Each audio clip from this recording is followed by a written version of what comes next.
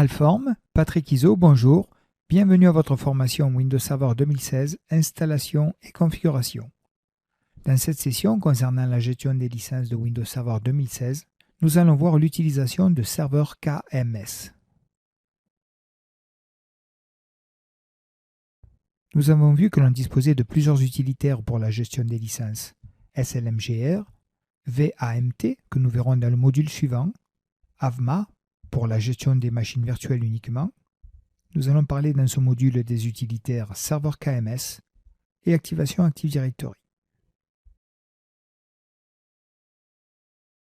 L'utilisation de KMS, Key Management System, permet sur les clients de ne pas stocker de clés d'activation locale.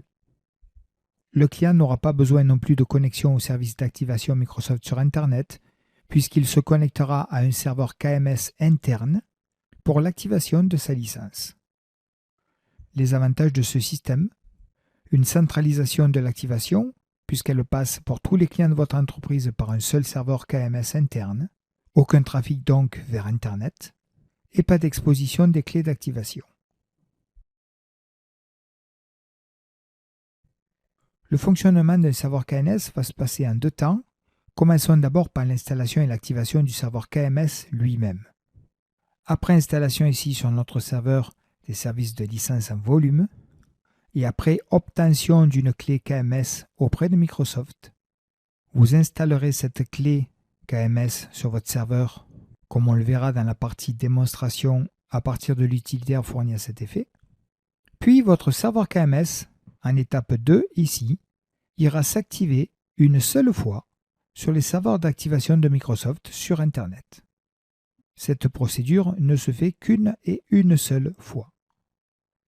Une fois l'activation de l'hôte KMS réalisée, en étape 3, le serveur KMS écrit un enregistrement de type SRV dans le serveur DNS. Cet enregistrement SRV facilitera la recherche et la résolution du serveur KMS côté client.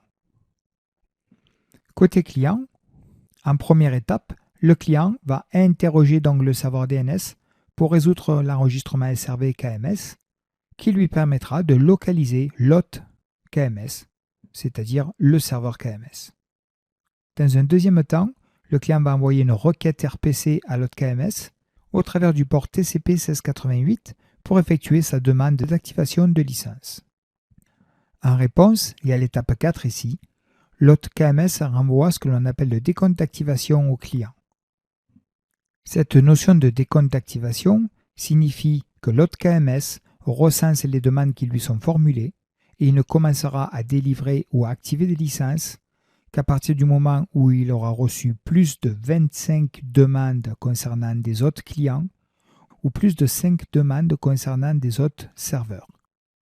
Lorsque ce nombre est dépassé, le serveur KMS commence l'activation des licences clients. Si donc ce décompte est dépassé, en étape 5, le client dispose d'une activation de son système. Le serveur KMS stockera également l'ID de la machine cliente dans sa table KMS. L'ID de la machine cliente permet l'authentification du client sans avoir à stocker de clés localement sur le client.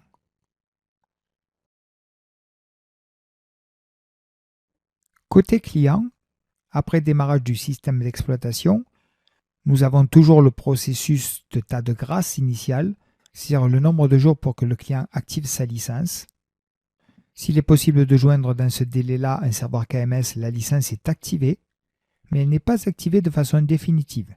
Elle devra être réactivée tous les 180 jours, toujours en contactant un serveur KMS, dont le client va faire des tentatives de renouvellement de sa licence auprès du serveur tous les 7 jours par défaut, et s'il arrive à le joindre, sa licence est à nouveau renouvelée pour 180 jours.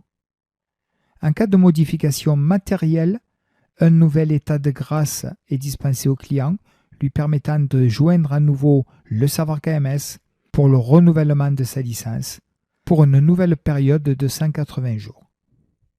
Dans le cas où le client ne pourrait pas joindre à temps un serveur KMS et renouveler sa licence, nous allons passer un échec d'activation et le système d'exploitation va tourner en mode dégradé.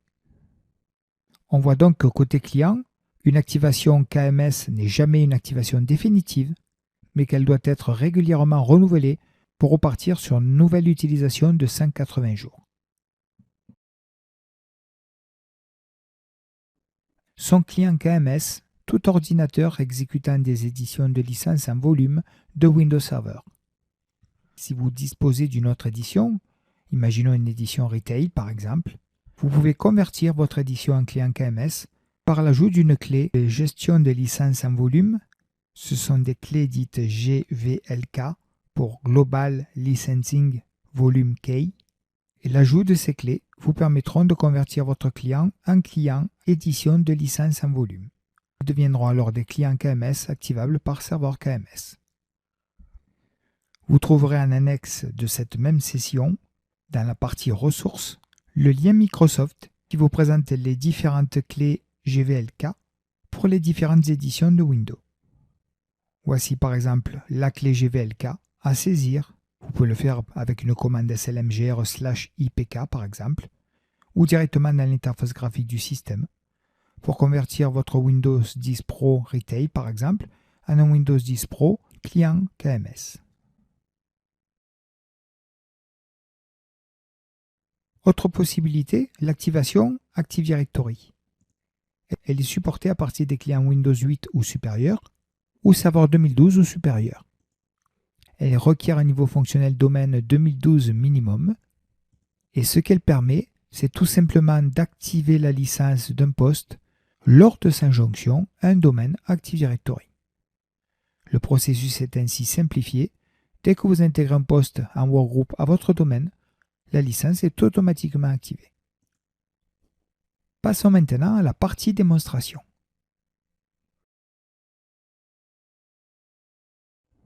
Sous Windows Server 2016, l'installation d'un serveur KMS passe par l'installation d'un rôle. Nous allons donc passer ici dans notre gestionnaire de serveurs, par le menu Gérer, Ajouter des rôles et fonctionnalités. Puis nous allons nous déplacer sur la liste des rôles, et le rôle en question est le rôle service d'activation en volume. Bien sûr, nous rajouterons les fonctionnalités qui vont avec. Ce rôle, comme indiqué, permet l'installation d'un hôte et la gestion des services de clé KMS.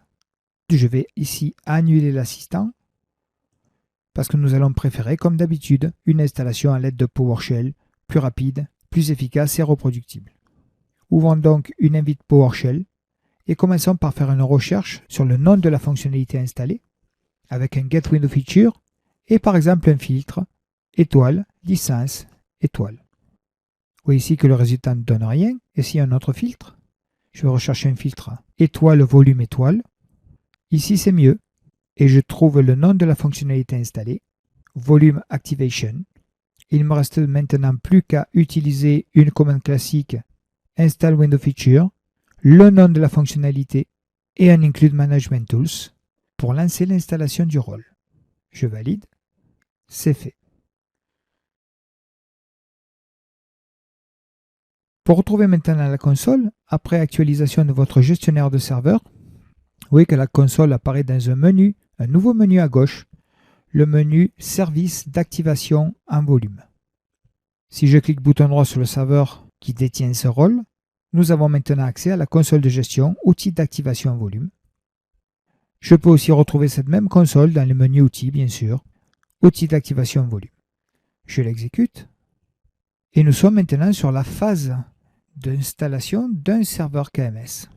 Donc après l'introduction que je vais passer, nous avons la possibilité de choisir entre une activation Active Directory, donc on avait dit une activation qui va se produire lors de l'intégration de la machine à votre domaine, ou une activation par service de clé, c'est-à-dire par l'utilisation d'un serveur KMS. Si vous choisissez par gestion de clé, il vous suffit simplement de parcourir et de sélectionner le serveur qui correspondra à votre serveur KMS. Je vais faire ici une recherche sur le serveur S2. S2 sera donc mon serveur KMS. D'autres informations peuvent éventuellement être fournies, mais c'est facultatif. Donc je ne vais pas cocher cette case et je passe à l'étape suivante. Donc ici, maintenant, il vous resterait à installer votre clé d'hôte KMS, celle qui vous a été fournie par Microsoft. Donc malheureusement, nous ne pourrons pas continuer la démonstration ici puisque je ne vais pas pouvoir installer un serveur KMS uniquement pour une démonstration. Mais à partir du moment où vous fournissez votre clé d'hôte validée par Microsoft, Microsoft validera votre serveur KMS. Donc c'est le premier et unique contact, comme on l'avait dit dans la partie théorique, avec les services d'activation Microsoft, où votre serveur KMS sera activé une fois pour toutes. Et ensuite passer à la phase de configuration de votre serveur KMS. La phase d'activation pourra s'effectuer en ligne ou par téléphone, éventuellement avec Microsoft. Et dans la phase de configuration elle-même, vous pourrez définir différents paramètres, comme l'intervalle d'activation de vos licences en volume, il est de 2 jours par défaut, ou l'intervalle de renouvellement des licences en volume, il est de 7 jours par défaut. Le port d'écoute TCP associé au serveur KMS, par défaut c'est le port TCP 1686. L'activation d'exception dans le pare-feu pour le serveur KMS, pour les différents profils. En règle générale, vous l'activerez pour le profil domaine. Vous pourrez cocher aussi l'enregistrement dans le DNS, ce qui provoquera la création d'un enregistrement SRV sur votre serveur DNS, ainsi que la possibilité de publier cet enregistrement SRV dans une zone DNS personnalisée. Donc les intervalles d'activation et de renouvellement, le port TCP utilisé et la création de l'enregistrement dans le DNS se feront normalement lors de la phase de configuration. Une fois ces 3 phases terminées, vous disposerez d'un serveur KMS opérationnel. N'hésitez pas à consulter l'onglet ressources de cette même session pour les liens Internet concernant l'activation de serveurs KMS, la gestion des paramètres des autres KMS à l'aide de l'utilitaire SLMGR, ainsi que la gestion des clients KMS et entre autres, la liste des clés GVLK qui permet de convertir un système retail par exemple dans un système compatible client KMS. Vous trouverez également dans la partie ressources des informations complémentaires sur l'activation basée sur Active Directory. Merci d'avoir suivi cette session.